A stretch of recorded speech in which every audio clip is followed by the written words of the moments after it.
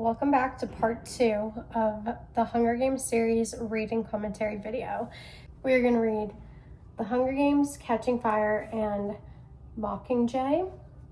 I'm super excited because in the first half of this video we read The Ballad of Songbirds and Snakes, and you guys got to see my opinions, my views, what I thought about the books, and now in this video you guys get to see the same thing with the first part of that series, which I'm really excited about. In the first half of this video, I mentioned that these are the first ever books that I read, and I love rereading these.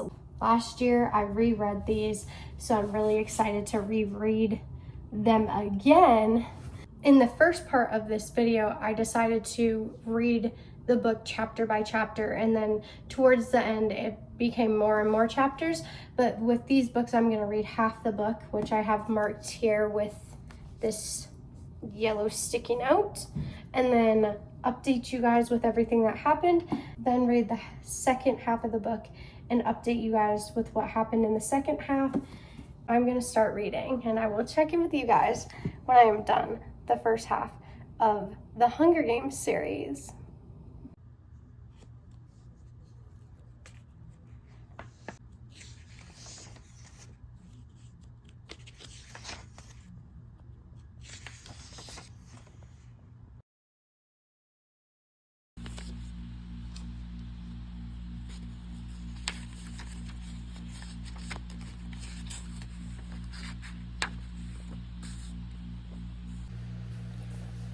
Okay, I am so excited for this part of the video. So I just finished the first half of the Hunger Games book, and this is all I have left on this side. So as you can see, it's like perfectly split down the middle. I did that on purpose. So I ended off on chapter 14.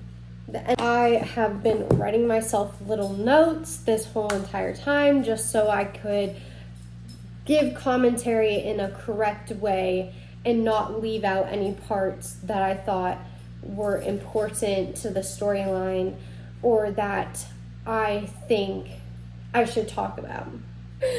So I roughly read 14 chapters in the span of, I would say, 3 days probably. And how many pages was that? It was 194 pages.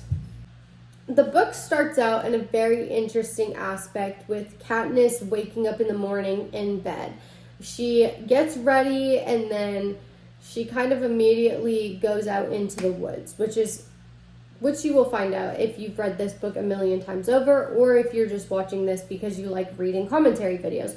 But Katniss's happy place is in the woods. That is somewhere that she goes quite frequently, and we will touch on that more in a few minutes. But we find out quickly that Katniss's family consists of her sister, her, and her mom.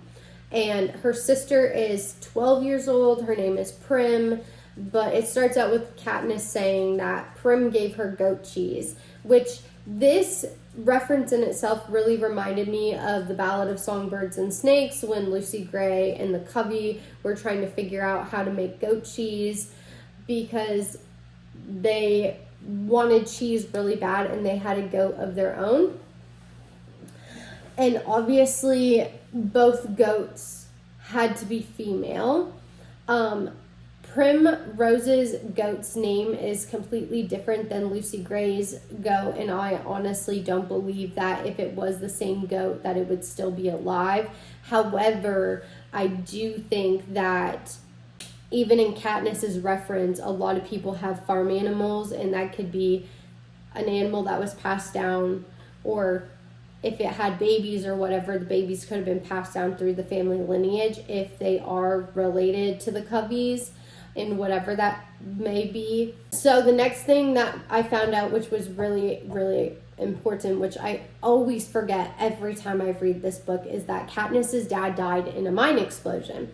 And we all know that the Hanging Tree song was from Arlo, and at least if you've read The Ballad of Songbirds and Snakes. I'm going to say it already, if you are this far in into this video and you have not read that book, you should probably exit out of the video because there's going to be a lot of spoilers. Arlo, who is basically the muse of the whole hanging tree song, and the reason why the hanging tree not exists but is so prevalent in all the storylines. He killed 3 people in a mining explosion. Is it necessarily the same mining explosion? It's not really referenced. Was Suzanne Collins trying to reference that? Katniss's dad was one of the people that died in the mining explosion. I don't think we know at this moment, nor are we going to necessarily know. Katniss's dad died when she was like, I think 12 or 13. She was like Prim's age. So I don't necessarily think it's the same explosion. However, Katniss's parents met because Katniss's mother's parents were merchant class. So when I Googled what merchant class was, because I had no idea, it said lowest class / middle class, but they also could be considered buy and selling, like buyers and sellers. And I think all of it kind of really represents that, because her mother's parents, so her grandparents, they owned an apothecary, and that's how her parents met, because her dad would sell medicinal herbs to her mother's parents, and through that they met, and then obviously they ended up together, which is really a sweet story in itself, because her mother came from like a higher class life, and then her dad came from a lower class life, clearly. It actually doesn't mention too much about Katniss's dad's family, his life, his parents, nothing besides that he was very smart with medicinal herbs and knew a lot about forestry. And that does allude a lot to the Covey people, because they wouldn't have necessarily have wealth. They didn't have anything besides working for their money by singing and also selling things like medicinal herbs and getting stuff from the forest. And we'll touch on more about that in a minute. So Gale and Katniss are out in the woods before the reaping, and Gale is like Katniss's friend. So both their dads died at a very early age, I believe in the same mining explosion.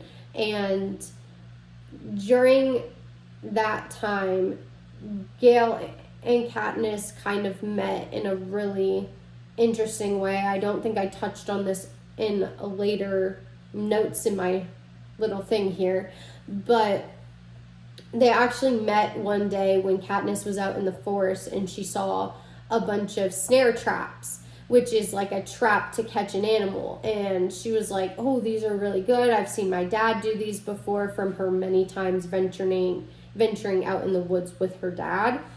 And that's how they met, is because Gale caught her like looking at his traps, and he's like, stealing is punishable by death. It was a joke, but Katniss is very literal and takes everything literally. And so he says, can I see your bow? And then she passes him her bow, and from there, the rest is history. They became friends. So Gale jokingly suggests that Katniss and him should run away together.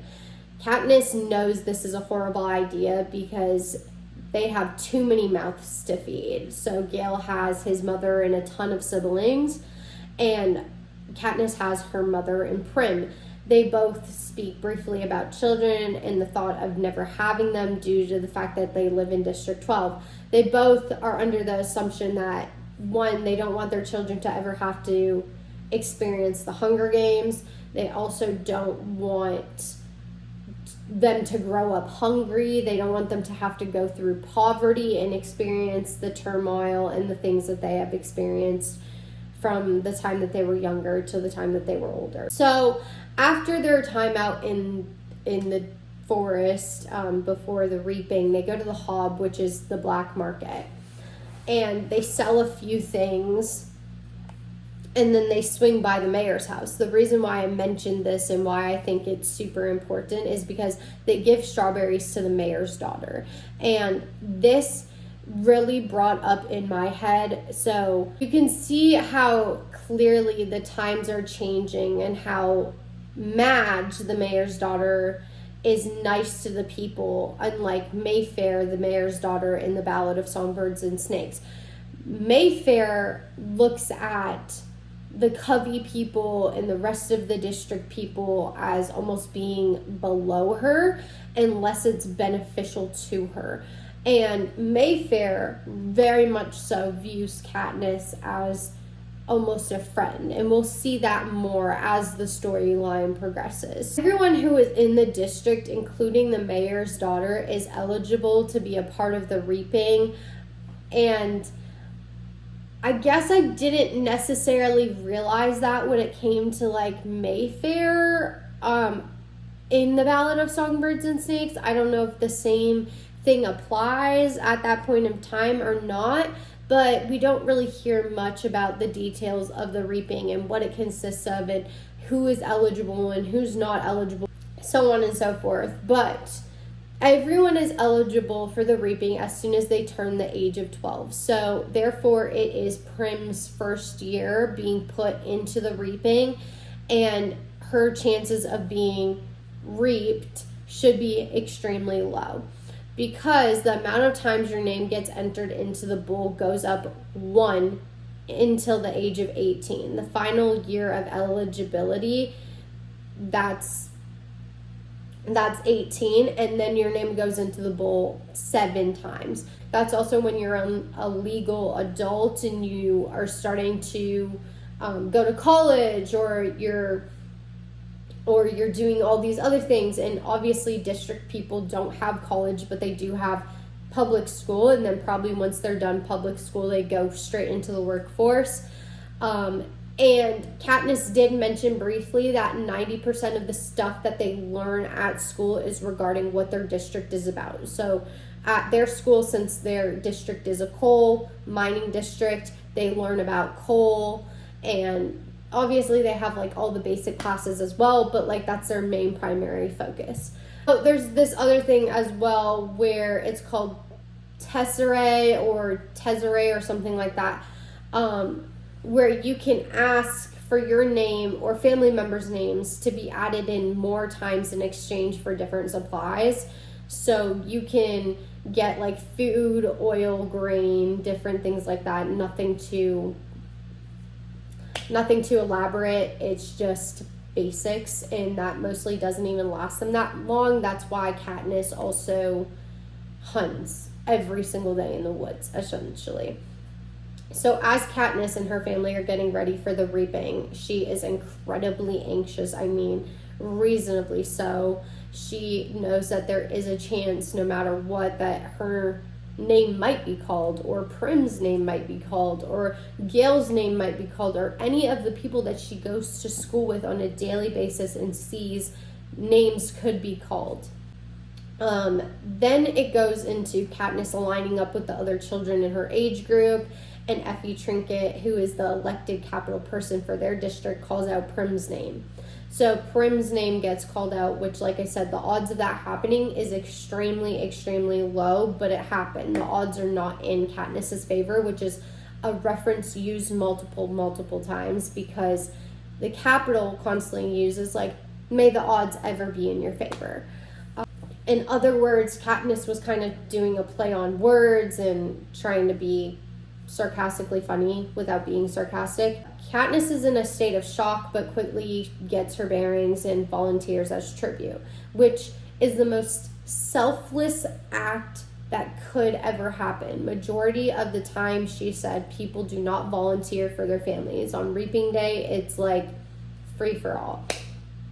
However, in different districts, like the career districts, like District 1 and 2, which happens to be where District 2 is where Marcus and Sanjin were from in the Ballad of Songbirds and Snakes, and you see this being very different than their experience, but supposedly people will try and fight to almost be, tribute. They volunteer just so they can get a chance to get into the games in District 1 and 2, from what Katniss is saying, which is very, very different than what you see in the Ballad of Songbirds and Snakes. You see Marcus being incredibly scared and timid, and Sanjin just being like, nobody should have to experience this, and it's just a complete different mindset, And so Katniss walks up to the stage where she meets Haymitch. Haymitch is their victor, our previous victor for their district, as well as he is going to be their mentor. Katniss recalls that there's only been 2 victors from District 12, and Haymitch is the only one living. So the other victor, I can only assume, would be Lucy Gray. And this is kind of what I wrote. I said, is the other victor Lucy Gray? Did Lucy Gray die the day in the forest with Coriolanus Snow? Or did she die of old age? I don't think those are necessarily answers that we're going to get in this book or in any of the Hunger Games series like Catching Fire, Mockingjay. I don't think that those are answers that will be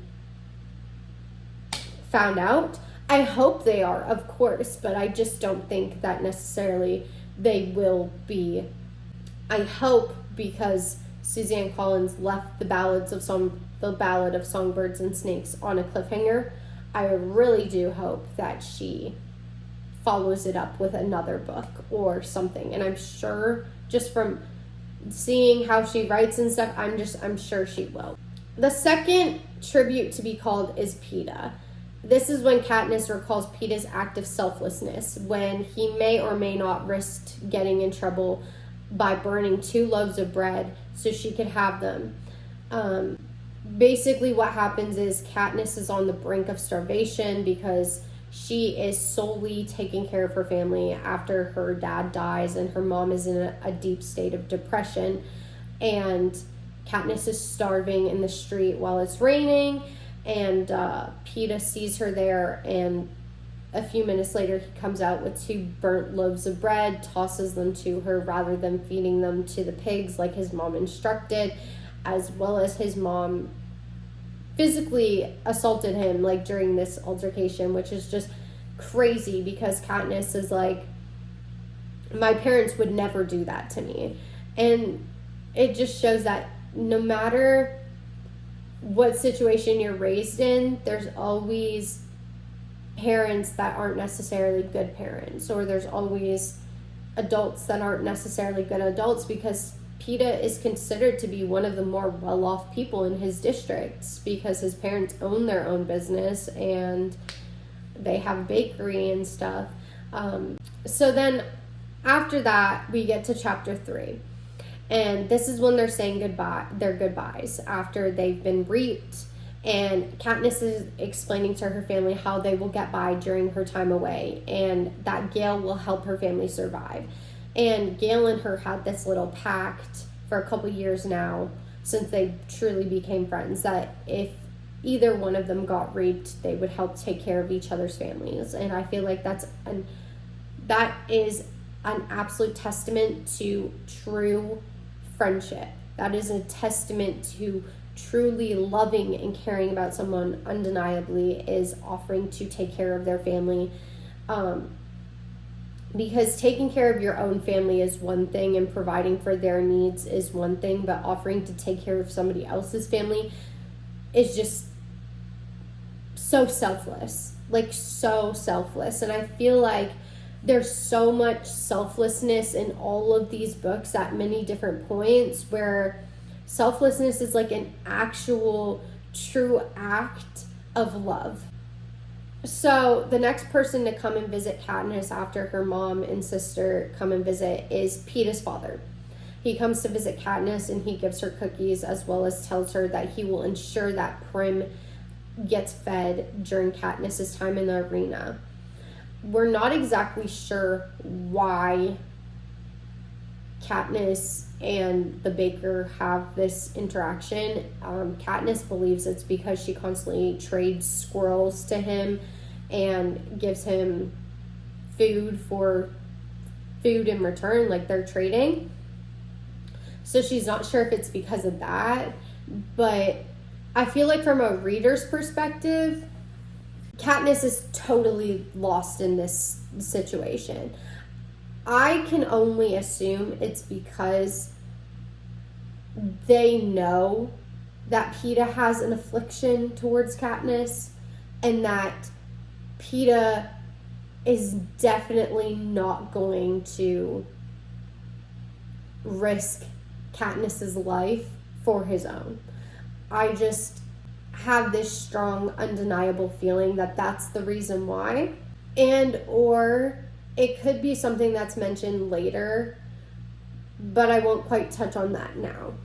The next person to come and visit Katniss to say their goodbyes is Madge. She comes to visit her, which Madge is the mayor's daughter, like I mentioned. She tells Katniss she's allowed one thing from home in the arena, and if she will wear this, and it's the Mockingjay pin. I think that this is super prevalent because we find out later on, like farther into the series, that the Mockingjay is a huge symbol of the rebellion. It is like the biggest symbol for the rebellion, and the fact that the mayor's daughter of all people is giving Katniss this symbol of the rebellion just speaks true testaments to how much certain people in power disagree with the Hunger Games and yet can't really say anything against it, you know? In the book Songbirds and Snakes, Dr. K informs Snow that the Mockingjays were released during the rebellion to listen to plans. And when that situation backfired on the Capitol, it was like a really embarrassing moment for the Capitol to have their own creation backfire on them, and for the rebels to be able to continue planning and preparing for the rebellion and the Capitol not know what's going on. It was like a huge embarrassment to the Capitol. And so it's just like another thing of like being like, this is going to backfire on you. It's like little types of planting of seeds that Suzanne Collins did that are just way too good to like not pay attention to and like not notice. So the last person to visit Katniss is Gale, and Katniss ponders during Gale's visit with her if there was something romantic between them. Gale tells Katniss that she needs to pretend like it's just hunting and to get a bow if possible. He's saying something as he gets pulled out the door, unable to finish his sentence. And then Katniss is just left there once again by herself, trying to figure out where to go from here. We can only presume that Gale might have been saying, I love you, be safe. I think that Suzanne Collins, I think she does a lot of these things on purpose to keep the storyline going and to keep it interesting. And I mean, she does a great job at that. So I wrote for this next part, day of first. So Katniss experiences her first car ride, her first train ride, and her first shower, which seems like all such mundane things for us because everyone has basically ridden in a car or driven a car or been behind the wheel or in a vehicle at some point in their lives. And I think the same goes for a train ride. Majority of people have ridden on a train at some point in their lifetime, and every single person, without a doubt, within first world countries, I should say, a lot of these things are first world country stuff, but has definitely taken a shower. And it's really interesting because just as I was saying that, it really brought to my mind that like a lot of the people in the districts are probably living almost what it would be like to live in a third world country. And I've been to a lot of third world countries, And yeah, it's very interesting though to know that the capital is only a short distance away from the districts, and they live actually in like future society. Like a lot of the things they have are super high tech compared to even our own society currently. If you've read The Ballad of Songbirds and Snakes, you know that it always hasn't been like that. The pin Madge gave her as a mockingjay, it took her a while to realize, I think because she was taking in everything that was happening around her rather than sitting back and like actually taking a moment to realize. And then she references the Jabberjays, which is the mutts Dr. K created during the rebellion, the ones that listen and can repeat back full sentences. The Mockingjays are just a creation of the Jabberjays and mockingbirds combined. So mockingjays cannot repeat sentences, they can just repeat sounds and certain melody. This pin reminded her of the time with her father in the woods when they'd hunt. He would sing, he had a beautiful singing voice. And this made me think, is her father Clerk Carmaine? Because he was one of the covey that sang, and, you know, he clearly defied the capital in so many ways, not in necessarily a rebellion way, but just in a way of being like, let me fight for my own food, let me provide for my family, let me do everything I possibly can to teach my kids how to do these things. And this pin almost in a way is a symbol of her father to her. So in the next part, this is where we see Katniss's first act of defiance. They're eating their first meal and they're on the train, and Effie makes a comment regarding the last year's tributes being savages with food, and Katniss dislikes her comments so much she eats the rest of the meal with her hands and even wipes her hands on the tablecloth. Effie gives her kind of like a glaring remark, and it kind of ends there. There was a couple things that happened in between, so that I didn't necessarily write down, but that I want to mention right now. So if you've read the book a million times, or whether or not you just read it and then you decided to click on this video and watch it, we all know that Haymitch is a drunk, and he drinks all the time, and he's basically never sober. Peeta's second act of kindness regarding Katniss and regarding Haymitch, who he has no business even helping out. He doesn't have to help Haymitch. Peeta could have his own reasonings behind it, but I honestly think it's just a true act of kindness where he cleans up Haymitch after he slips in his own vomit. And this is not something that you see in the movie, nor is it something that I think would be highly talked about unless it's regarding the books.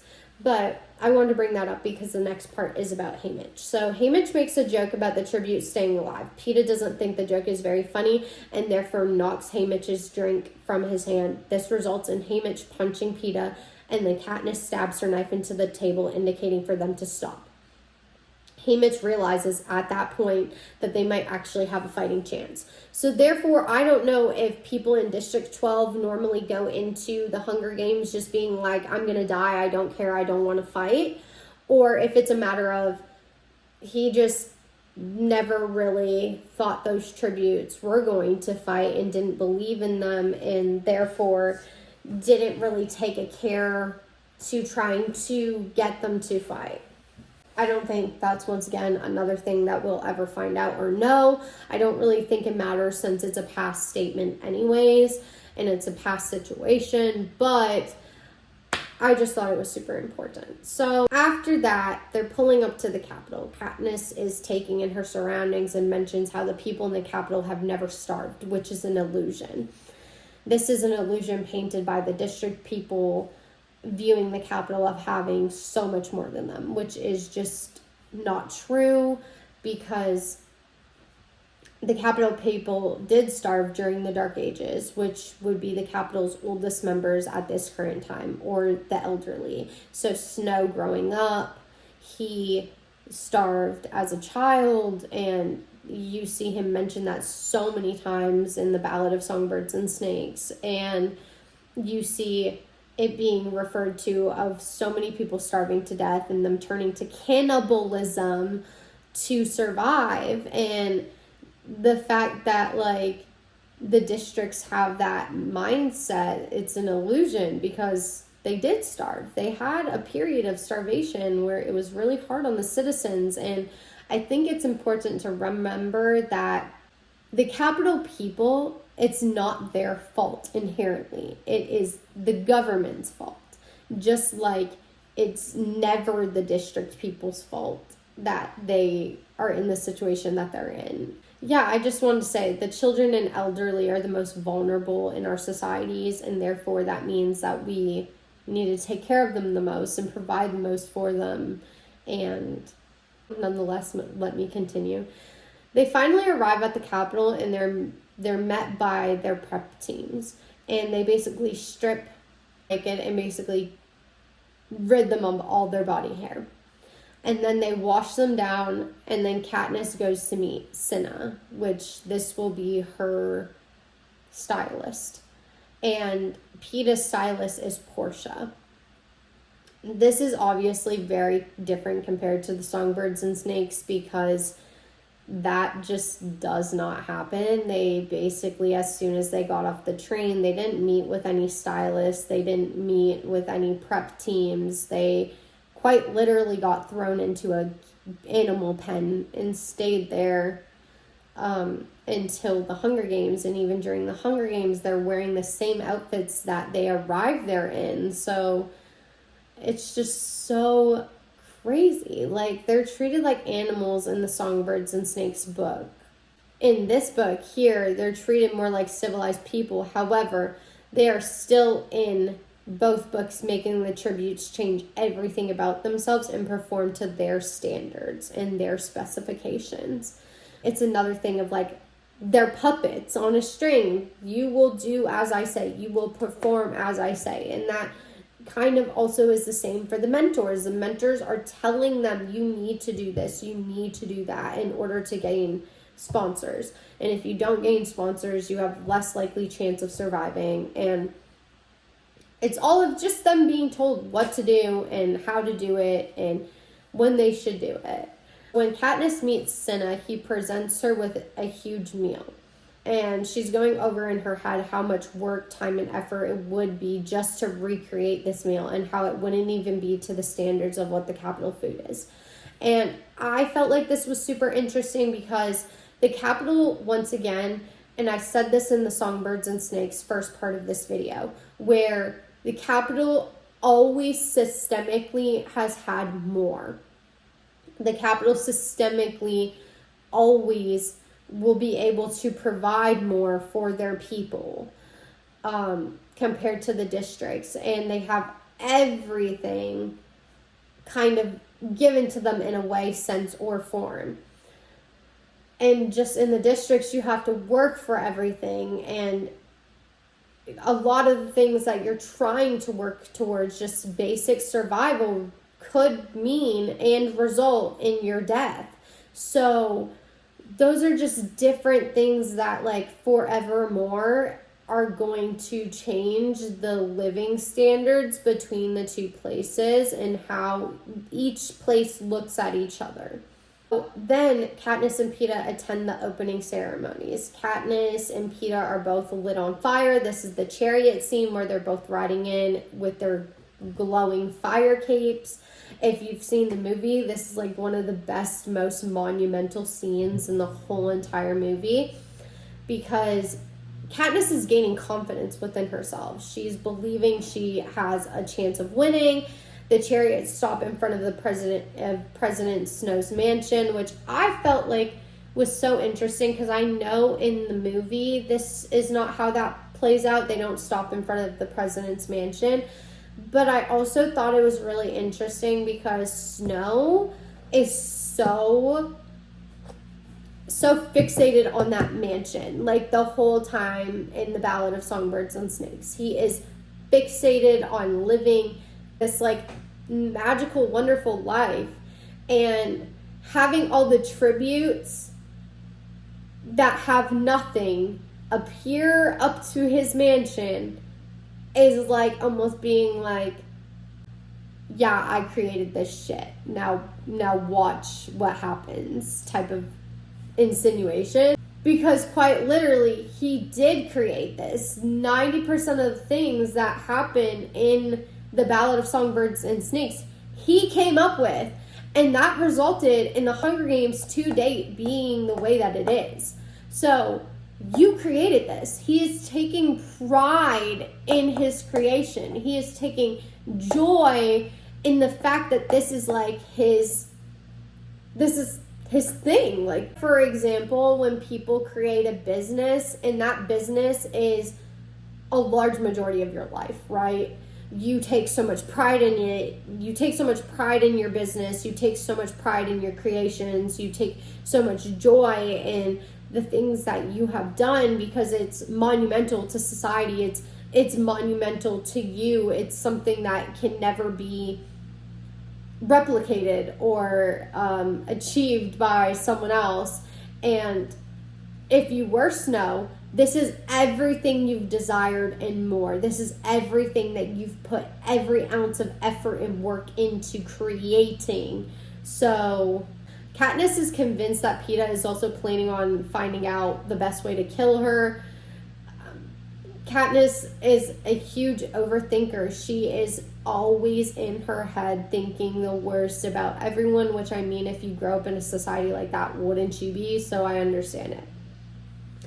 They now arrive at the training center. Effie is telling the tributes how she is trying her hardest to get them sponsors and that she keeps telling them that they are trying their hardest to get past their district barbaricness, which I found very, very interesting, that she is going around telling future sponsors, yeah, these tributes, they're working their best to get past the barbaricness of where they came from. And it's like, Effie is so just like not there. Like, she is so oblivious. And like, I always liked Effie in like the movie compared to the book, but Effie in the book is just absolute wretched. Like, she is horrible. So Effie coins this very incorrect, but I feel like it's really relevant for future books. If you put enough pressure on a coal, it turns to pearls, which it's incorrect. Obviously, coal does not turn to pearls. Pearls grow in shellfish, but it's just like, okay, I don't really know what the reference necessarily means, but it's like, in future books, I feel like that is super prevalent. Katniss also meets her first Avox. She believes she knows her, and the crowd around her says Avox people are people that have committed crimes and they get their tongues cut out and they can't speak. It's odd because in the Ballads of Songbirds and Snakes, a lot of capital people seem to own Avoxes and they're like servants. And even in this situation, the Avox was serving them. So Katniss knowing the Avox, or referencing to the fact that she believes that she knows her, really shouldn't be that big of a deal in my opinion, because she could have seen her in a million different places or whatever. The Avox Katniss claims to know had a capital look about her, and so she assumes when she saw her, she was running from the Capitol. Katniss goes into a whole storyline about how she met the Avox and where she first saw her and stuff like that, but I just don't really feel like it's that prevalent. I just think that the fact that she is a capital person that's now an Avox really shows a testament of being like, it doesn't matter where you come from, it doesn't matter who you are, if you defy the Capitol, you are just as likely to turn in to whatever they want you to be, or make you become something like an Avox. Shortly after that, Katniss and Peeta get into a little argument regarding their skills in the arena. Katniss is downplaying her skills, and Peeta gets irritated with her because he knows she has a real chance of winning. This argument started because Haymitch asked if they wanted to be trained together or separate. Katniss alludes that Peeta is strong and that he could also win because of his strength. Peeta mentions that his mom essentially, when saying goodbye, said to him, District 12 could have a real winner because Katniss is a fighter. And this is what I was kind of mentioning earlier about Peeta's dad coming to visit Katniss. He could have came to visit her because he truly undeniably knew that Peeta was not going to risk his life against Katniss if it came down to it. Or because he really truly believed that Katniss would overpower him and kill him. I think it was like an olive branch of being like, if you kill my kid, it's okay. Which is so messed up and so weird to like have to even do that or like anything like that. But they also have to constantly have in their minds of like, I have other kids that I need to continue to provide for and take care of and all these things. And Peeta also mentions like, you know, I've had enough of your squirrels at dinner to know that you are a good shot. And so I don't know why Katniss just thought that the baker would be eating the squirrels alone, but it's like he's doing this to provide for his family. So yeah, and that might be why the baker came to see her and, you know, say it's okay. He also says that Katniss has no idea the effect that she has on people, and this is also another reason why I think it all comes down to Peeta's affliction of Katniss and his feelings for her, because he must have told his family, like, I'm not going to kill her if it comes down to it. Or they know that he has had this crush on her forever, because I'm just like in any family, you're going to talk about certain things. You're going to have certain discussions, you know? When Peeta says this, though, that she has no idea what effect she has on people, she thinks that Peeta is saying people pity her. When we all know he's really insinuating the effect Katniss has on him. It's like, why would he be saying people pity you? Like, what? That doesn't even make sense. Like, a lot of her thoughts... And it's not like she's an irritating character at all. Like, I love Katniss. I think she's just really funny. Like, the fact that she's so oblivious about things. Meanwhile, in any other character, I would probably find those attributes, like, really irritating. Where I'm like, why do you not get it? Like, why are you, like, constantly ignoring this right in front of your face? But with Katniss, I'm just like, you're so oblivious.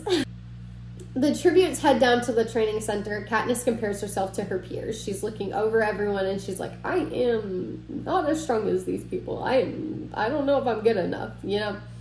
Over the next couple days, Katniss and Peeta practice at all the different skill stations. Peeta acknowledges that him and Katniss have a little shadow. I thought this part was so cute, and I always think it's so cute. There's the small girl from District 11 that reminds Katniss of her sister, which is Rue. Rue and Primrose, she also alludes that they both have names after flowers. And I thought that was so adorable, because it's like Katniss really does, you know, kind of adopt Rue in a way in future parts of the book. So I'm like, oh, it's so cute. The tributes are to attend the scoring test for the Hunger Games. It's a part of the betting system that Snow created. So the scoring test, as we know, Snow created in the Ballad of Songbirds and Snakes, where he said, you know, we could have a little rating system, and then it would make bettors more inclined to see who the best person is. Because if you have a high score, then you're more likely to win in a way, right? So it will make people more inclined to feel safer in their betting of money. Katniss feels ignored by the game makers during her scoring test and decides to shoot an arrow at them. She actually shoots it into an apple that's in a pig's mouth, and only after she does this does she realize her actions have dire consequences. So the reason why they have dire consequences is because you're technically threatening a capital official, and that could result in hanging, that could result in death, that could result in so many other things. But in all honesty, they're not going to kill you before they're sending you into the Hunger Games, when they could just kill you in the Hunger Games if they really wanted to. Both Katniss and Peeta believe that they will score very low. Peeta scores an 8 and Katniss scores an 11, which a 12 is the highest you can get, and she scores the highest out of everyone. The next day is the first interviews. Katniss is mainly asked about her volunteering for Prim and questions regarding Primrose. Peeta, however, is asked if he has a love interest, and when he reveals he does, Flickerman tells him to try and win so he can return home to her. This is when Peeta tells the crowd that his love is Katniss, and that will make returning home to her the hardest task of all. It was Peeta's idea to make this play on the star-crossed lovers notion. So Katniss was pissed about the fact that Peeta even mentioned this, or even alluded to the fact that they could be star-crossed lovers and that they love and care about each other in this way and form. But honestly, we all know that that was a good idea. This is when Katniss starts to enter the games. They place trackers into their arms, which made me think about Marcus and the Marcus situation of him running away before his own Hunger Games, and they had no idea where he was until they found him, and then of course killed him. Cinna places the Mockingjay pin onto Katniss's chest, and after that she's on the plate riding into the 74th Hunger Games. In the first day, 11 tributes die, and Katniss is alone. She processes the many ways she believes she could survive. Katniss climbs into a tree and bunkers down for the night. A short amount of time later, a tribute decides that they're going to sit under Katniss's tree and light a fire. Some other tributes approach and kill her. This is when Katniss realizes Peeta has teamed up with the group of tributes, otherwise known as the career tributes. She wonders why, and if he's going to tell her secrets to the tributes about her killing style.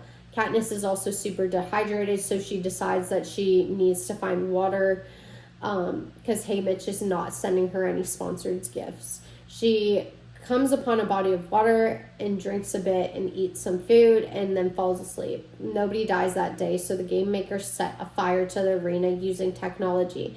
In the Ballad of Songbirds and Snakes, there were days without tributes dying, like literal full days. And I think that Snow would have realized and came to an idea that days without tributes dying is incredibly boring for the audience, as well as people don't want to wait around for days knowing if their loved ones are going to die or not. Like, it's just incredibly messed up, you know.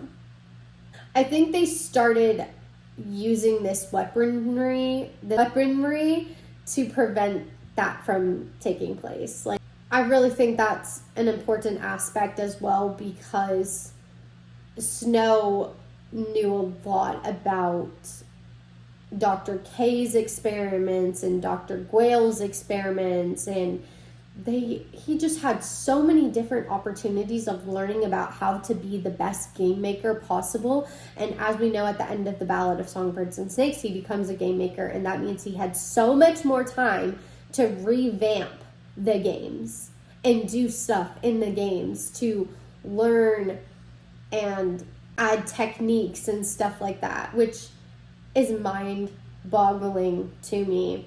So this is the last part that happened in the last place I left off. But the game makers start hurtling fireballs, and one hits Katniss in the thigh, injuring her.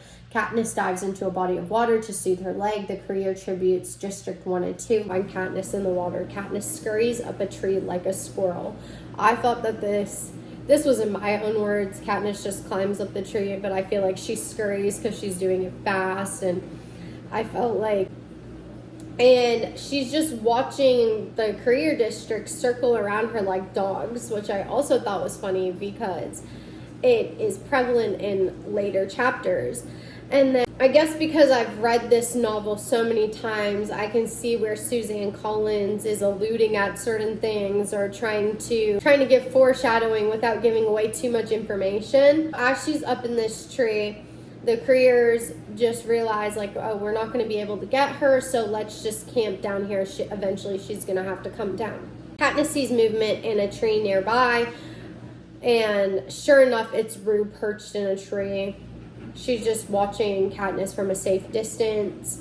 Rue points out a bee's nest above Katniss's head, and this is, like, once again, a really selfless act. Rue doesn't have to help Katniss. If anything, it benefits her in the long run to get Katniss to die, because Rue is the smallest among the whole entire group, and also she's the youngest, so therefore she's more likely to not be able to survive in this situation.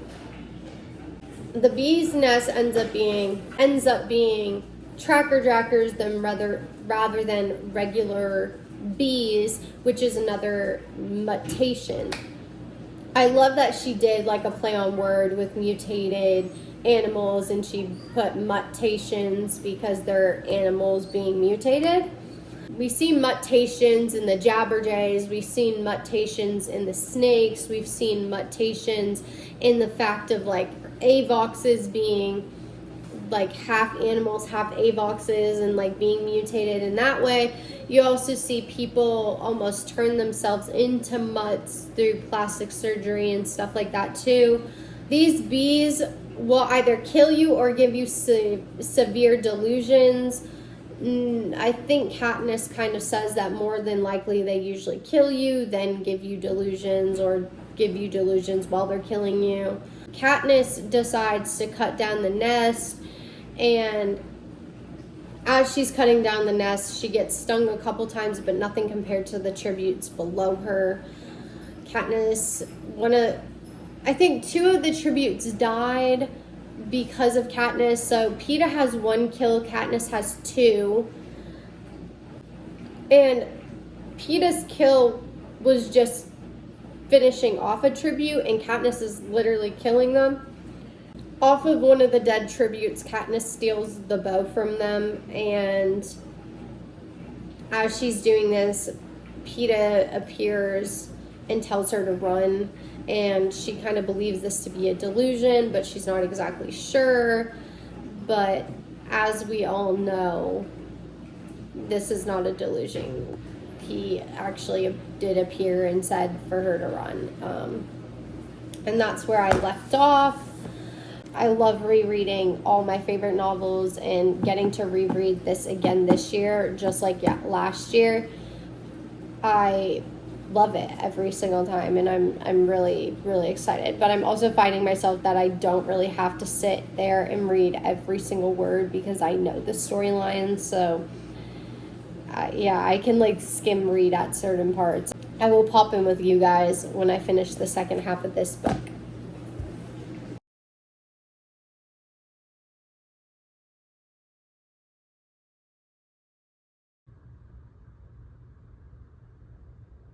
I am so excited to film this part of the video because this is my final part of the Hunger Games series. I can't believe, honestly, how quickly I read this book and just like how much information that was in the first half compared to the second half. And the first part of this video, I told you guys that the next chapter that I would be reading is chapter 15. So Katniss awakens and is troubled with many thoughts about her fellow tributes and what happened to them. So this is the part where she wakes up after the tracker jackers, because they basically knocked her unconscious. She's sitting there wondering, are they dead? Are they alive? Who is dead and who is alive? So short time after this, Rue and Katniss connect once again. And this time, Katniss suggests that they become allies, which isn't an uncommon thing in the Hunger Games, that people will connect up and become allies or become group together to come to a collective union to kill other tributes and stuff. But I feel like Rue and Katniss's alliance was something that could easily be predicted because Rue reminds her so much of Prim. But at the same time, it's something that necessarily wouldn't have been predicted. It's like one of those things that you're like, I could see that happening, but also I wouldn't think that would be a likely thing to happen because Katniss has Peeta, and like you would think that automatically, since they were like star-crossed lovers in the beginning, that they would have became allies, but then Peeta hooked up with the careers and they became allies, and Katniss was just kind of on her lonesome. Katniss and Rue share a meal together, and the two of them bunker down for the night, and once again, there was nobody that died that day, but only 10 tributes are left in the arena, which means that we're getting down to the final tributes really quickly. And considering that there's only 10 left, that goes by very quickly. It just depends on what we're doing and where people are going, right? So Katniss also sits there and ponders about if the reason why Peeta saved her was to continue the star-crossed lovers play, and if he really does, in fact, care for her or not. And this is something that you see Katniss go back and forth on so many times. I feel like, in a sense, a lot of women, a lot of young girls can relate to Katniss because she is so contradictory. She's so impulsive. She overthinks a lot. She has a lot of anxiety. She is very fearful of trusting others. She just wants the best for her family and for herself and for the people she loves and cares about. And I feel like a lot of those things are things that either you can relate to one of them or you can relate to all of them. And I feel like I can relate to Katniss in so many different senses and ways. And there's very few characters in books or in novels or in movies that I really, really connect with, like a lot. And Katniss caring about her family so much is something that I relate to unlike anything other in this world. My family means the absolute most to me. Just, I overthink a lot. I have a lot of anxieties within myself. I have a lot of self-doubt, or I constantly stress about people liking me or wanting to be in my energy or around me. And I feel like that's something that a lot of people relate to. Katniss and Rue devise a plan to take out the Creer's food source. If you take out their food source, that makes them obviously weaker, which makes it easier to fight back against them in the long run. So that's their ultimate goal, is to take out their food source. Katniss and Rue decide to use the Mockingjays to communicate with each other, which is the perfect rebellion tactic against the Capitol. As I mentioned previously, during the rebellion, that were used to listen to the rebels' planning. But when the Mockingjays were created from the Jabberjays and Mockingbirds, they kind of more so became this sign of anti-rebellion, or anti-Capitol. It was like a slap to the Capitol's face because the Mockingjays were never meant to be created. And out of all of our struggles and out of everything that we fail at, beauty comes, creation comes from our failures, because without our failures, we would never know how to do better. But to the Capitol, failing is like the ultimate source of being like, they don't know what they're doing. They're untrustworthy, I guess. So, I don't know. Katniss goes to where the career tributes are located, and she listens to the tributes discuss Peeta, while Rue is supposed to light fires to distract the tributes and draw them away from their food source. Katniss finds out that Peeta is wounded badly in the woods somewhere. Katniss decides to shoot an arrow into a sack causing the contents to spill everywhere onto the ground, which ignites a huge explosion because there was mines placed everywhere. Katniss sometime later returns to where her and Rue were to meet up and realizes that Rue is missing. She decides to use her tracking skills to find the young girl, and as she is tracking her, she hears a chilling scream.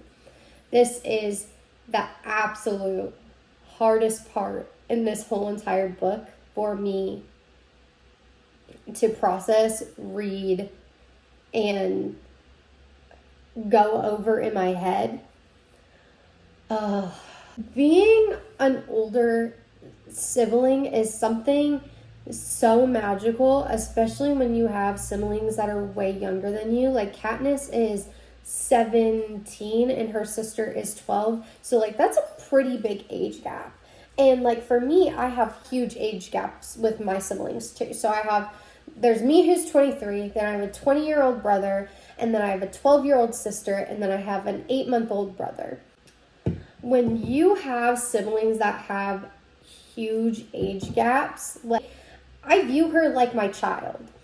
And same thing goes for like my youngest brother too. Like me and my brother that are only 3 to 4 years apart, he is like my peer. Like I go to him for advice. I, talk to him about life and situations like that. But my younger 2 siblings are like my children.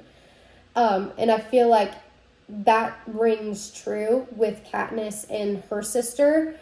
And when you have that type of connection with a sibling where you are like their parent, it is so hard to be away from them, but it is also so hard to see any other child around the same age of them going through something hard, difficult, or just saddening. And like honestly, no child should ever have to go through any form of like extreme turmoil.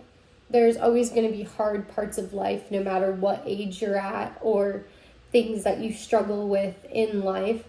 But seeing a kid go through something that is so tumultuous is just like devastating. Katniss runs to where Rue is and watches another tribute stab a trident through Rue's body. Katniss kills the boy who took Rue's life in return. Rue tells Katniss that she has to win, and Katniss tells her she'll win for the both of them. And this is where it gets really, really hard. So Katniss sings Rue a song while she's dying, the same song that Lucy Gray sings to Maud, I believe it is, or Maud. I'm pretty sure that's her name. I said in the first part of this video that I believed Katniss sung this song to Prim, but she actually sang it to Rue. Rue passes away, and then Katniss lays her in a bed of flowers, which this really reminded me of like Marcus and Sanjin sprinkling the breadcrumbs on Marcus's body and the other tributes' bodies that had passed away. Each and every religion, culture, spiritual practice has their own ways and rituals of grieving death. And I don't know, there's something beautiful about having literally nothing but still having these rituals that you guys do in order to care for your dead or care for your people or show respect. So a couple things happen in between, but then the next thing that I found of importance is there's been a rule change. If both district tributes are alive, they both are eligible to win the Hunger Games. Katniss starts to believe that everything Peeta has done was to protect her. Katniss tracks Peeta to the stream, and when she gets there, she finds a few clues of him being there. So Katniss knew that Peeta was injured because of what the Career District people were saying about him. And Peeta jokingly asks Katniss if she's here to finish him off. Katniss doesn't know where the voice is coming from, but Peeta has camouflaged himself into his surroundings. This is the only thing in the book that I feel like could have been explained better. So they commonly reference that Peeta is a cake decorator and that he's very good at like decorating cakes and making them look beautiful and stuff like that. And so therefore he is good at camouflaging himself into his surroundings. They do a great job of showing this in the movie and being like, you know, this is how this adds up and makes sense. But cakes are not going to be camouflaging. It's going to be pictures and references to who knows what, but whatever. I guess he's good at matching colors and like, so he can like match into his surroundings, henceforth camouflage. But I don't know. I just wouldn't have thought that. And then Katniss tends to Peeta because he's wounded. Katniss is selfless in so many ways. Although her characteristics may paint her to be selfish, her actions show she is truly selfless. I wanted to say that because Katniss is always thinking about herself. How can I win? How can I get through this? How can I survive? Which I know are all the same thing relatively, but they really aren't at the same time. How can I survive is getting by each and every moment. How can I live is finding food, doing your survival means, doing anything that you can to get literally to the next day. How can I win is taking every day and doing your best and getting through that day into the next. Which, yes, all add up to the same thing, but in my head, they mean very different things. I feel like those things can come off as selfish because she is thinking about herself in all those moments, but every single thought she has after a selfish thought is a selfless one. She thinks, I just want to make it home to my family. I really miss Gail and my life at home. I really wish Peeta was here with me. I really hope Peeta's alive. I really hope that we can get through this. She's thinking about her other tributes and not wanting them to die. She's thinking about how it's so unfair that they all are going through this mutual experience. I don't know anyone else in that scenario that would be thinking about the fellow tributes, and you see this in other Hunger Games that that's not the case, so Katniss is very selfless. Anyways, Katniss is still under the belief that all the intimacy between her and Peeta is a part of the elaborate stage of the star-crossed lovers notion, although it brings her a sense of comfort. Katniss feels something with Peeta that she has not felt since the day her dad has died. And to have somebody in your life that brings you such immense comfort and peace is, I think, what majority of people want from a relationship. Katniss fears that Peeta may have blood poisoning from his cut on his leg.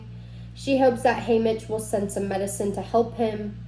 Peeta asks Katniss to tell him a story, and she recalls a story about how she got Lady Prim's goat. An old man keeps a small herd of goats. They call him the Goat Man. Katniss says the goats can live off anything in the meadow, and it's the perfect feeding place for them. I thought that was interesting because Lucy Gray would bring her goat to the meadow and do the same thing, where she would just let the goat eat the grass and stuff. I wonder how Snow felt hearing Katniss recall almost word for word his exact encounter with Lucy Gray.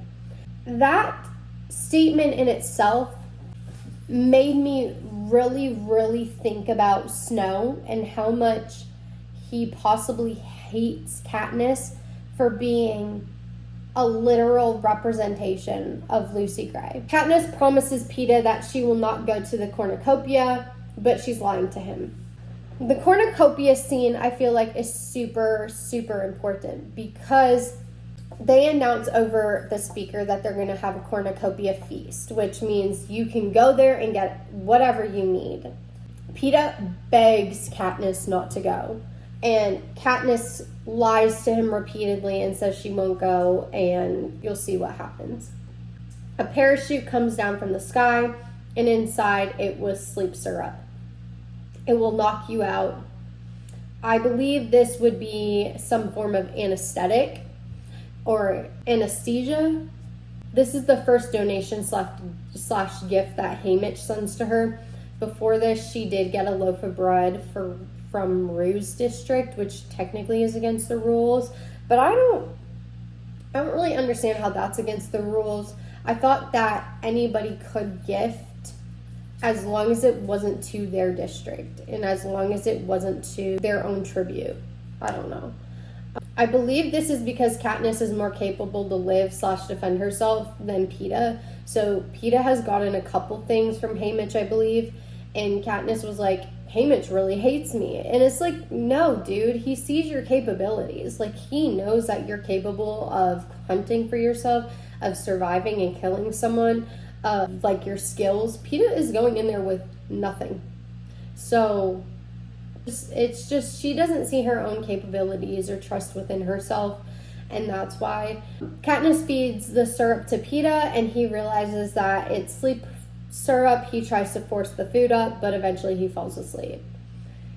This is one of the parts where I'm like, he really wants to stop her from going and risking his life for her, but like, it is such like, I'm getting so giddy, and like, this is such a sad thing, but someone repeatedly risking their life to save you, or repeatedly doing something for you just because they love you or just because they want to protect you, is just, it's like so fucking attractive and so selfless that it's like, how could you not sit back and love that person? How could you not sit back and be like, I am so thankful that you exist? So chapter 21, Katniss kisses Peeta goodbye before she heads out.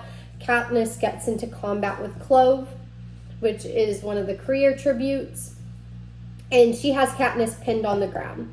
They struggle back and forth with each other, and just as Katniss thinks, it's over for me, I'm gonna die, Thresh comes, which is Rue's fellow district companion, and yanks Clove off of Katniss, and he kills her. I think that this is crazy, and the only reason why he did that was because Clove was talking trash and talking about Rue and had mentioned that they were allies, and Thresh overheard this. Otherwise, he probably would have let Clove kill Katniss. Thresh and Katniss have this standoff where he asks her, what does she mean? Were you guys allies? So on and so forth. And when he realizes that she's telling the truth, Thresh lets her go because her and Rue were allies. And it's a matter of like owing each other. Like, it comes down to that again. All the district people seem to have the same mindset about owing each other and making things equal. And Peeta and Katniss get into a little tiff where she's like, you wouldn't understand about owing anyone. You've been in a privileged life, and when you grow up in the seam, which like super poor, right? You owe people. Like, if they provide you something, you owe them back because you're all in the same scenario and you all want to help each other to an extent, right? It's like a life for a life, or, you know, you save me, I save you. And you see this in a lot of different references in these books or in different types of movies or TV shows. And I think it's a very honorable act, or it's seen as very honorable. Thresh essentially says to her, like, I'm going to let you go this time, but next time, I won't. I'm just doing this for Rue. Katniss rushes back to Peeta to give him the medicine. There's a few things that Peeta and Katniss discuss that I see important, but I'm only going to mention one of them. I believe that this is of the utmost importance. It's when Peeta and Katniss are discussing risking their lives for one another. So Peeta says, don't bother, and she says back, did you ever think about how I would feel if you risked your life for me? So I think that also ties in perfectly with what I just said, is like, it's very easy to look at someone and say, I would do anything for you to be okay. But when it comes down to that on the other side of the scale. How would you feel if somebody risked their life for you? I'd feel horrible.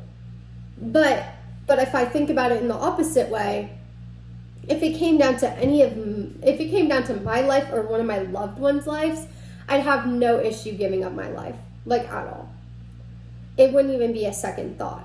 But if it came down to my loved ones giving up their life for me, I would feel horrible. I would hate myself. That sounds so horrible, but like, I would have a very hard time living with the idea of that.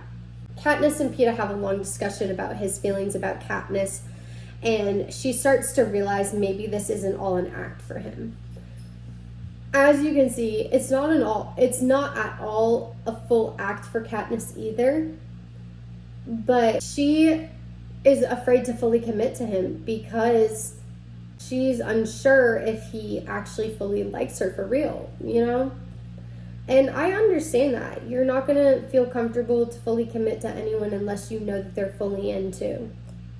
If you're all in, I'm all in. Katniss and Peeta are extremely different personalities in so many different ways. Peeta is so affectionate. He's so open with his emotions and feelings. He is so kind and caring and loving and passionate and empathetic and just so many other good qualities. And Katniss is more hardened. She's compassionate. She is empathetic, but she is also an overthinker. She's not super passionate. She's not super outgoing. She's the epitome of an introvert, and Peeta is the epitome of an extrovert. He can make a whole room light up when he walks into it, and Katniss is more like, oh, don't look at me, like I'm not here, pretend like I don't exist. And I feel like when you're an introvert with an extrovert, those make the best relationships because they bring out a little bit in you, you bring a little bit out in them. It is perfect. Katniss and Peeta go hunting, and she leaves him to stay put, and she goes out to hunt. So she's like, stay here by the river, I'm gonna go hunt, because he can't help her. Peeta doesn't answer their call. They have like a little whistle to each other, and she worries immediately that he's dead. He said he was collecting berries. When Katniss goes to see what they are, she realizes that they're nightlock poisonous berries.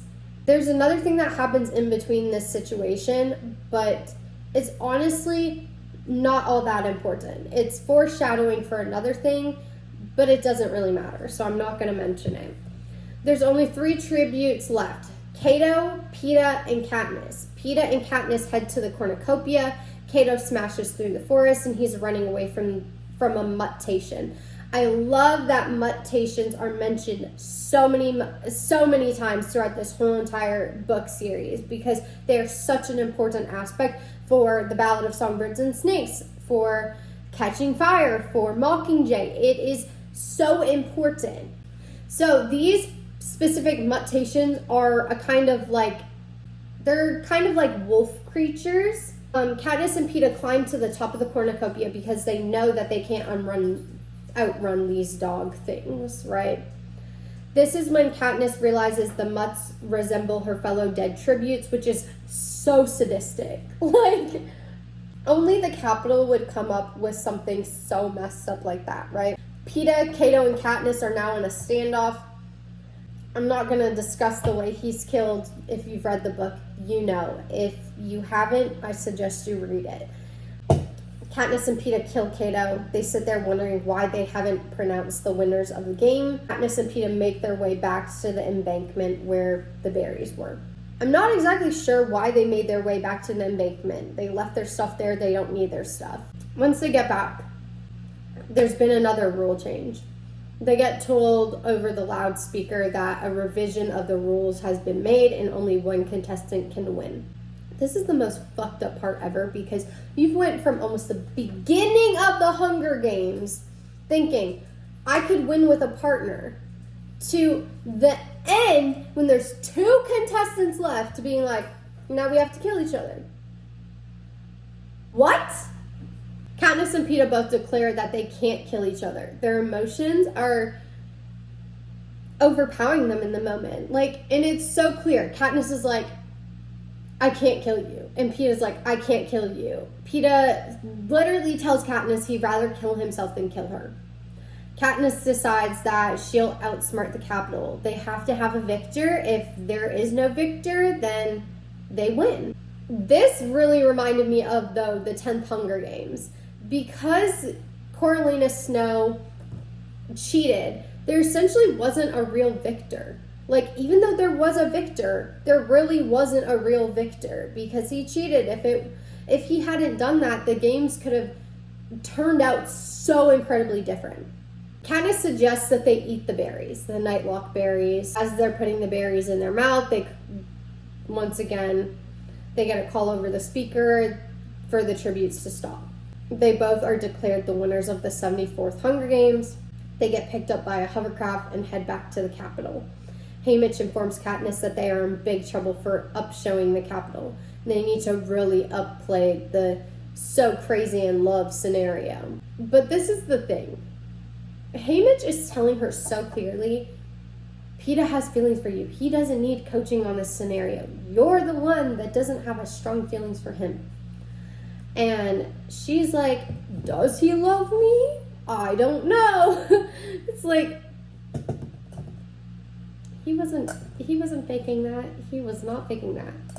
So now it occurs to Katniss that everyone she loves and cares about could possibly be in danger if she can't or doesn't pull this off.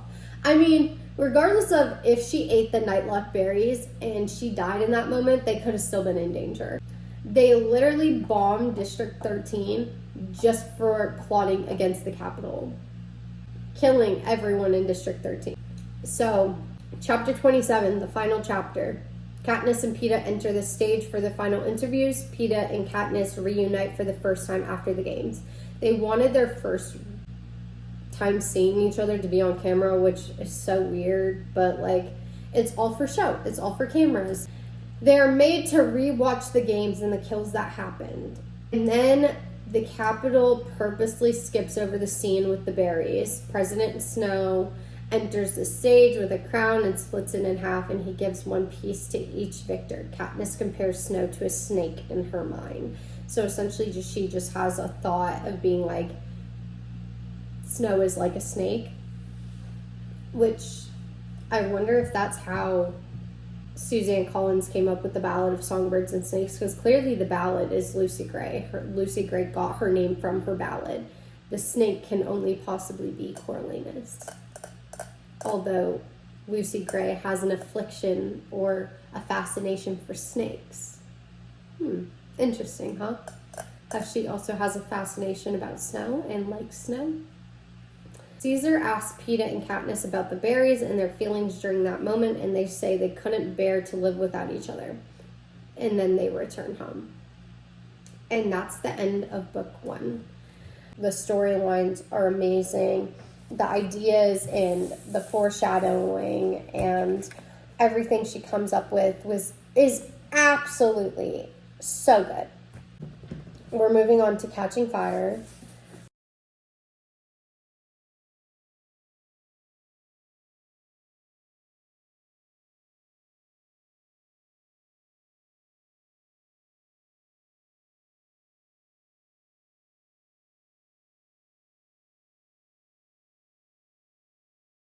All right, guys, we are back with part 1 of Catching Fire. The book starts out with Katniss in the Victor's Village preparing for the Victory Tour, which will consist of all her prep team and Cinna helping her get ready for the Victory Tour. Katniss speaks about how Gale is now in the workforce, he's mining, and how as a child during school they would visit the mines as a field trip.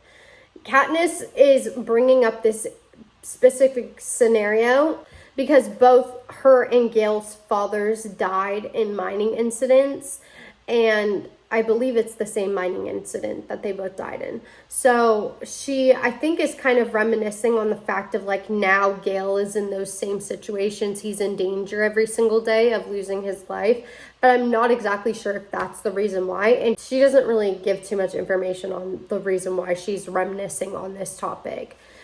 Gale, she keeps offering Gale money and he won't take any of Katniss's money. I'm assuming this is because it's directly from the capital, but this also doesn't make sense because the money that they earn in the mines is also from the capital. So therefore, if he's upset and doesn't want to take something directly from the capital, but he has to work in order to make money, it's all the same thing. Like, you're getting money from the exact same place, just doing it in a different way. I don't really understand why he won't take money from Katniss. It would actually help his family's situation out way more than them not taking money from Katniss, but I don't know. Katniss has enough money to like feed 3 families, so she could easily give up some of her money in order to help him out, but he doesn't want to take any of it. Katniss, since Gale is working in the mines, Katniss brings Gale's family food that she hunts for them. And then this is where a turn of events happens. President Snow comes to visit Katniss. I wonder how he felt coming back to District 12 and if he had any feelings about how this was Lucy Gray's home. You know, the last time that you were there in District 12, your experience of, you know, feeling betrayed by Lucy Gray and her leaving you in the woods and not knowing if she left by her own will or if something happened to her. Either way, how did it feel returning back to District 12? You know, what was his thoughts? What was his feelings? What was he thinking in those moments about returning back to District 12 to give Katniss this information? So once again, Katniss compares Coriolanus to a snake, and this was the end of chapter 1. I think it's really interesting that she repeatedly compares Coriolanus to a snake when Lucy Gray would compare him to like something very delicate. Like I just, it's very interesting to me that you can have such different perspectives of people and it's all based on your interactions with them and as well as how they come off in that moment, right? Katniss says it's weird to see Snow among regular items. This is another illusion because Snow truly is just a normal guy. Like, yes, he's villainous, but he is also just a normal ass man. Like, he's just like a normal man. Like, he lives in a mansion, yes, but at one point this man was literally starving in the streets. Like, this man is not all powerful. It's like how people look at like their favorite idol, or like even people look at our own presidents as being like this all holy powerful being, and it's like they're really just humans. Like, they're really just people. It's really not that deep, but okay. I think because the district people have these illusions that like he's the president, he's all controlling of everything, they're like, it's weird to see him among regular, you know, household things. But yeah, really, he's just normal. Katniss also says she treats Snow like a real snake, a venomous kind, which is kind of funny because at the very end of the Ballad of Songbirds and Snakes, when Coriolanus gets bit by the snake in the bush, he's like, is this a venomous snake? Lucy Gray knows all about snakes. She knows where to find them all the time. I think this is really alluding to himself of like being like, he is like a snake. He is untrustworthy. But so when I was reading another book series that I mentioned in this video previously, which is Pieces of Her by Karen Slaughter, I believe there was a part in that book that also mentioned like a snake and its handler. And I had said, is a snake ever really at fault, or is it the handler's fault for the snake biting you. And I feel like this applies in the same context as well. Is a snake really of malice, or is a snake just a snake and is biting you out of fear or out of survival instincts? I think that's the most accurate thing, is that a snake is not biting you because of malice. It's biting you because of survival instincts. It's biting you out of fear. And that's always going to lie on the handler being at fault. But in this case, Katniss is not at fault. She hasn't caused Snow any form of malice. She is only just trying to survive just as much as Snow is trying to survive himself. He has it drilled into his mind that if there is not order, there will be chaos. And he isn't incorrect on that mindset and stance. Without order, there is chaos.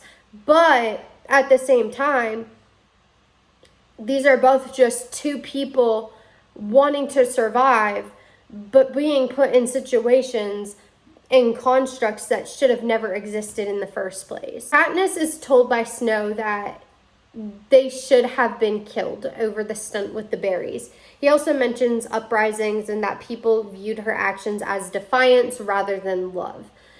I think that this is a part in the book series, but I can't remember, but this is what I personally wrote. There's no better act of defiance than love.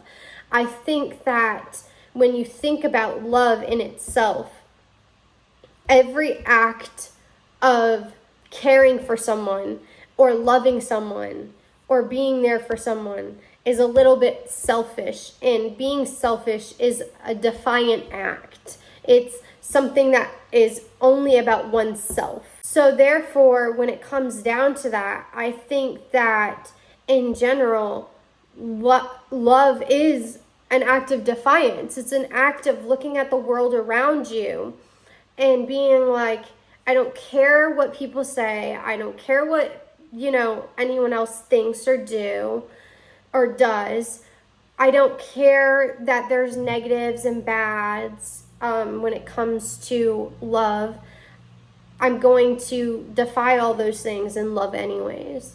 So Snow also says, a spark left unattended may grow to an inferno. Katniss asks him, why won't you just kill me now? And he basically suggests that it will just cause a bigger uprising. I personally don't understand why he thinks this will cause a bigger uprising. Like, if Katniss is the idea of this uprising and the notion of the uprising, if she no longer exists, doesn't that stop the need or the will or the power of the uprising if she truly is the root cause and problem? Snow also asks about Peeta and her indifference of affection. Snow is projecting in this moment about Lucy Gray. I think that when he says to Katniss about her indifference of affection towards Peeta, he's actually alluding towards himself. Lucy Gray was always super affectionate towards Coriolanus, and he kind of failed to return his affections towards her in many ways. I don't think he was doing it necessarily on purpose, but it's just a matter of he wasn't that affectionate towards her as she was towards him, and vice versa. At the very end, you see the opposite, where she's not as affectionate towards him as he is to her. Gil also kissed Katniss when she returned from the Hunger Games. Katniss wasn't sure if she resented the kiss or liked it.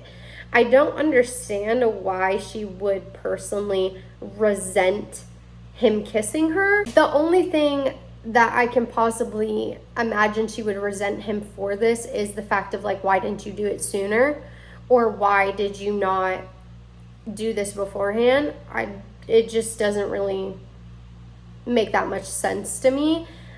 I think she liked it, if anything, but it's like, also two feelings are possible to coexist at one time. So you can resent something and also like it, I guess, but it also just doesn't really make that much sense to me. Okay. Katniss's prep team arrives and gets her ready for the victory tour. There is talks about the quarter quell this is the 75th Hunger Games, that Katniss will be a mentor. Her and Peeta, of course, will be mentors. And this will be their first year during a quarter quell and their first time mentoring, of course. So quarter quells occur every 25 years, and this one just happens to land on the 75th Hunger Games, which is obviously the year after Katniss and Peeta were in the Hunger Games. Katniss mentions a memory of Rue telling her that the reason why she trusted Katniss was because of the Mockingjay pin. This is going to be a constant scene throughout this book of people saying that they trust Katniss because of the Mockingjay pin. And we never really understand where the pin's origin actually comes from. We know where a Mockingjay comes from. We know where Jabberjays and all that stuff originated, but we don't know where the pin was actually founded and created. Katniss discloses to Haymitch about the president's visit, and Haymitch tells her that her pretending won't be over when the victory ends, like when the victory tour ends. This will be a lifelong commitment, which is interesting because she briefly mentions a life with Gale, but what would a life with Gale even mean to her? So if we go back to the first part of the Hunger Games book, you know that Katniss mentions a life with Gale, and that she says, I wouldn't want to get married though. I wouldn't want kids. So what would a life for them even consist of? Would it just be the two of them hunting every day in the woods? Would they be romantic towards each other? Because they're not really romantic with each other ever, nor are they super affectionate with one another unless something big is happening. So what would a life for them consist of? Would things change or would they stay the same? For Peeta and Katniss, a life for them would make a lot more sense, like just in general, because Katniss and Peeta are very affectionate towards each other. Peeta loves her, and she doesn't really know where Gale's feelings for her lie. Does he love her? Does he just like her? And then also Katniss constantly wants him, but we'll get into that more so about Peeta and Katniss. Katniss mentions Peeta's artificial leg, which I already knew he lost his leg. I just didn't mention this. It doesn't honestly make sense. I feel like this is like a huge plot hole. This is one of the only times that it's ever really mentioned throughout the whole entire book, and it's also mentioned in the Hunger Games book, but very, very briefly. So I just don't even really see the point of this being added in, like, at all. The first district that they visit is 11, which is Rue's. They say it is a huge district and there are so many people. It's a huge population. Another thing they mention is that this district rules are largely enforced, super strict. In the movie, you see that this district is primarily Black or people of color. I think it was pretty interesting that Suzanne Collins took this district and primarily made it people of color. I think it's also super interesting in general because you see a bunch of districts, like District 12, you'll see in the movie it has a large majority of white people, but there's also people of color. So Peeta's speech to the people is exceptional, thanking District 11 and offering compensation to their family.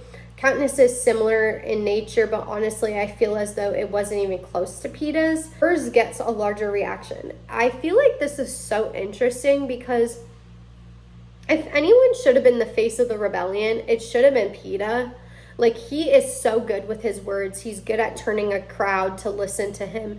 He's good at getting people to like him. He's also just a very likable, kind person. And that's going to be mentioned so many times in the book, where he is kind, compassionate, empathetic, loving. He's just a good person. And on the other hand, Katniss has those same good qualities. She's just not good at expressing it. Like, she does not, her words, she is not good with her words, like, at all. So Katniss's speech gets a better reaction. An old man whistles the 3-tone whistle like District 12 does and ends up being killed for it. So he just basically goes, you know, the 3 and then whistles the 3-toned whistle, and he got killed for it.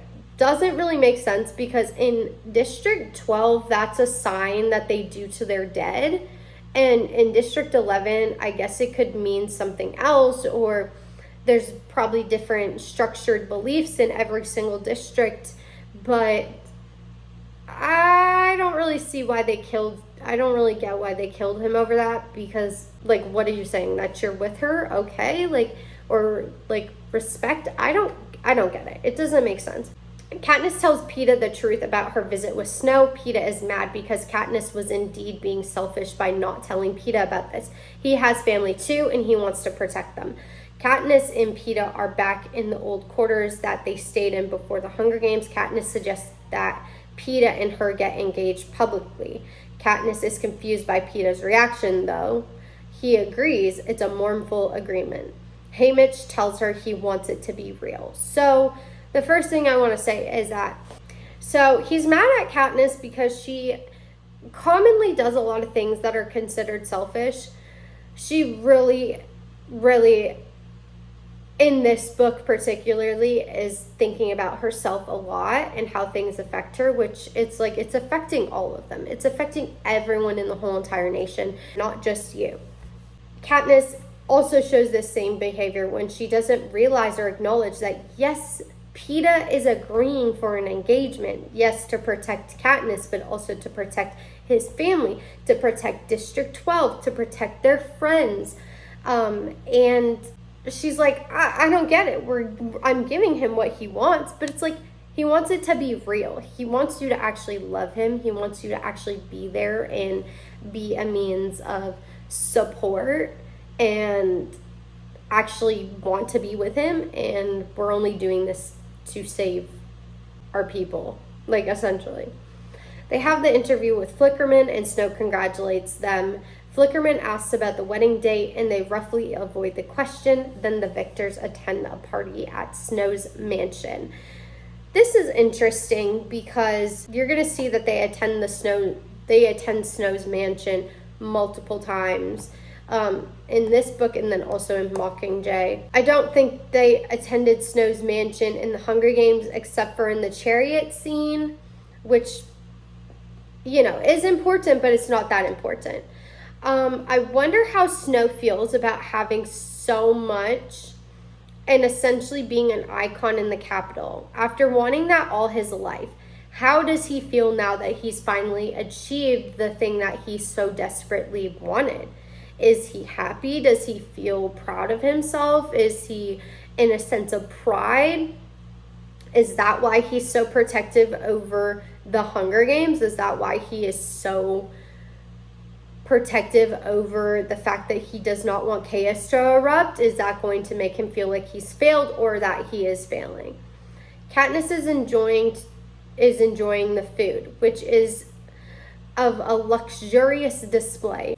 Then her prep team informs her that if you are stuffed, drink some of this liquid and it will make you puke so you can eat more. My first thought when I heard about the seltzer that makes you puke so you can eat more was gluttony. I think that this is also just straight up eating disorder mindset. That sounds really insensitive, but it does give off like them not having healthy eating habits and them not having a healthy mindset around food. I also mentioned that this reminds me of another part that was already spoken about regarding Capitol's people getting strange surgeries.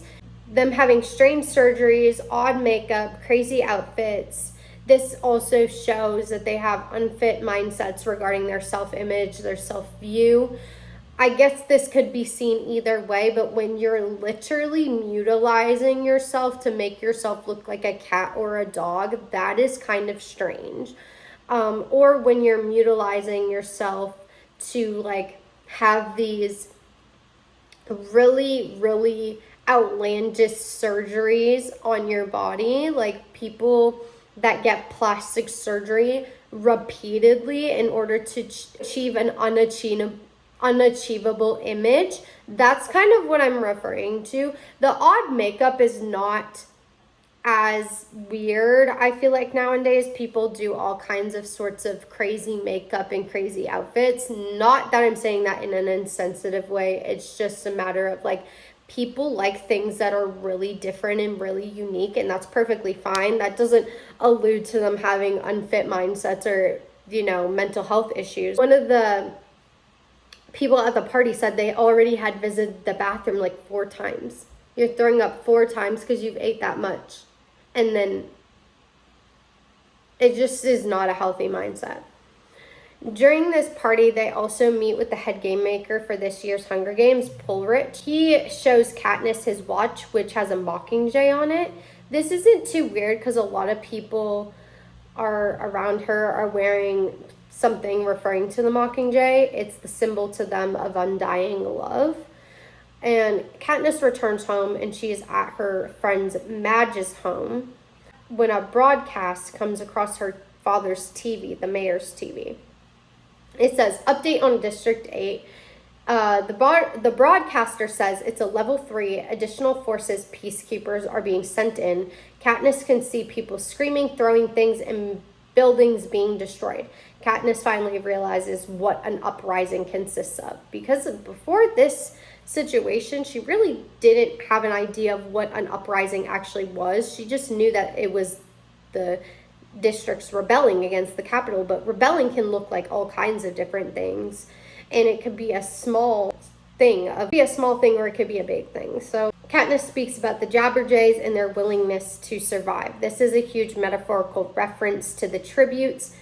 I feel like the reason why I viewed this as a metaphorical reference is because Katniss, Peeta, all of the tributes, they have this willingness to survive. They just want to survive. They have the will to fight. And not a lot of people going into a head-to-head battle death situation would be that willing to survive. A lot of people would want to just rather lay down their life than sit there and fight. And I think it's pretty honorable, but it's also something that's just like horrifically terrifying. Katniss speaks about the house in the wood, the same house where Snow and Lucy Gray had their last meeting. The reason why she speaks about this house is because I think she views it as a means of hope.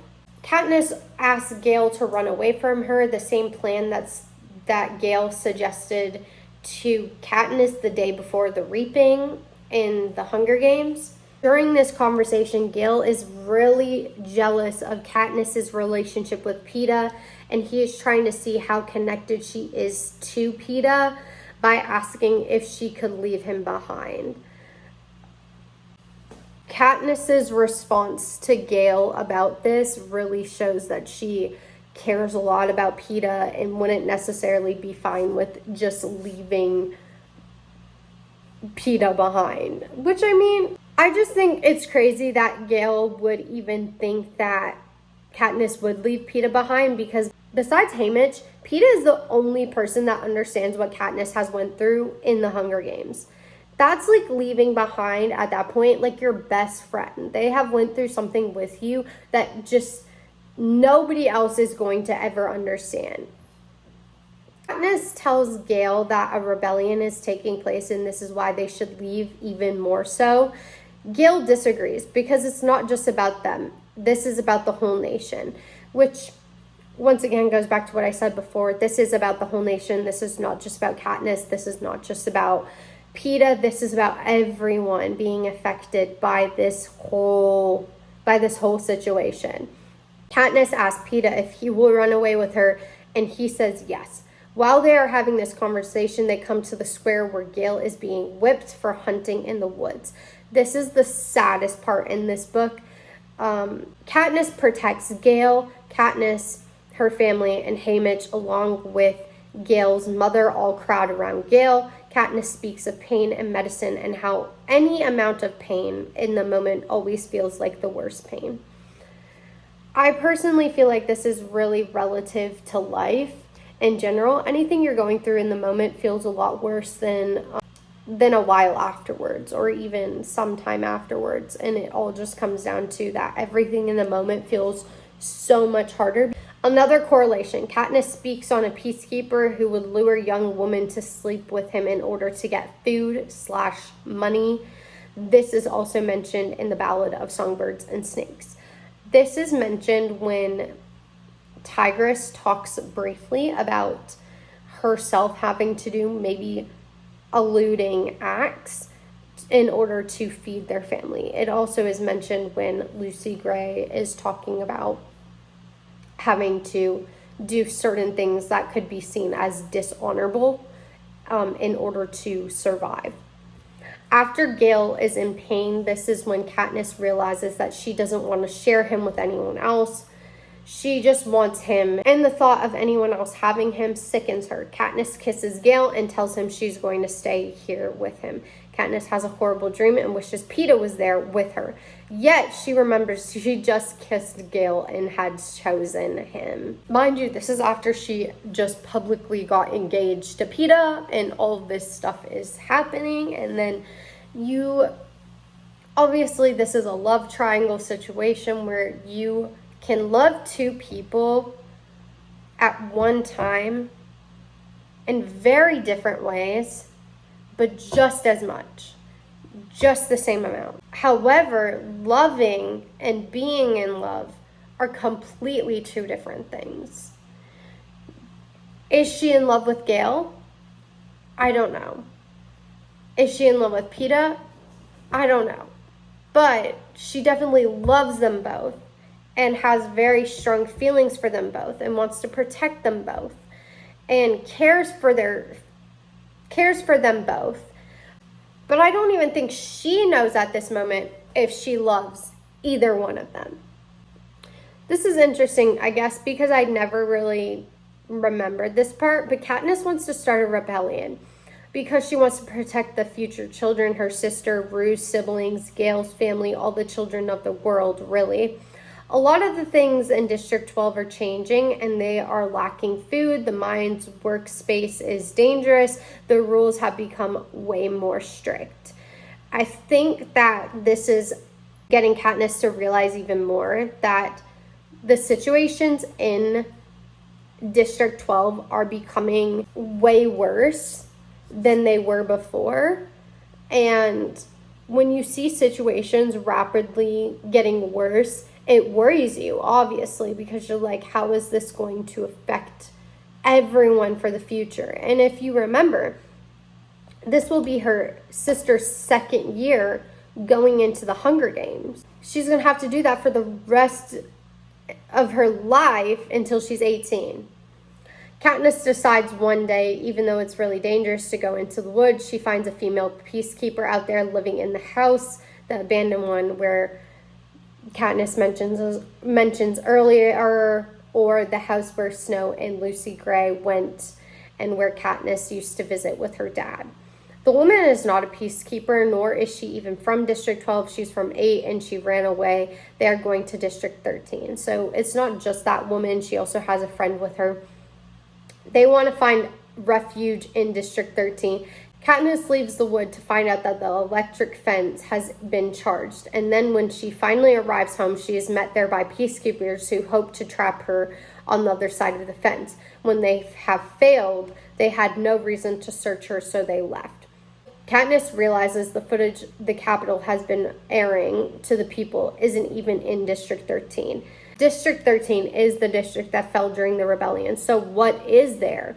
They find out that District 4, which is the seafood district, is, or the water district, has revolted/rebelled. Also, District 3 is which is an electronic district.